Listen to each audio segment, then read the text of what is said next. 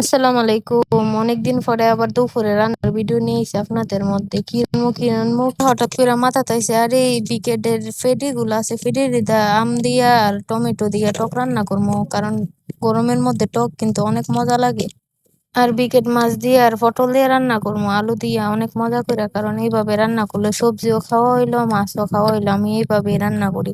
তো আজকে বেশি কিছু রান্না করতাম না, আগের তরকারি আছে, আগের পুঁই শাক আরো মাছ টাছ তরকারি আছে, এই জন্য কিছু রান্না করবো না। সবাই কলারকে দিয়ে রান্না করতে নাকি ভাল লাগে, বিশ্বাস করেন আমার আম্মা যে সময় মুড়মুড়ি মুড়মুড়ি একদম শুকনা পাতা গুলাই না আমারে দিয়ে রান্নার লাগে, আমার অনেক ভাল লাগে এই সময় পাতা দিয়ে রান্না করতে।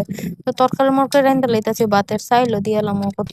সবসময় তো পটল ভাজি রান্না করি, আজকে কইছি যে পটল দিয়ে আর মাছ দিয়ে রান্না করবো। এইভাবে রান্না করলে কিন্তু হালকা মশলা দিয়ে রান্না করলে সবজিও খাওয়াইলে অনেক মজা লাগে এইভাবে রান্না করলে।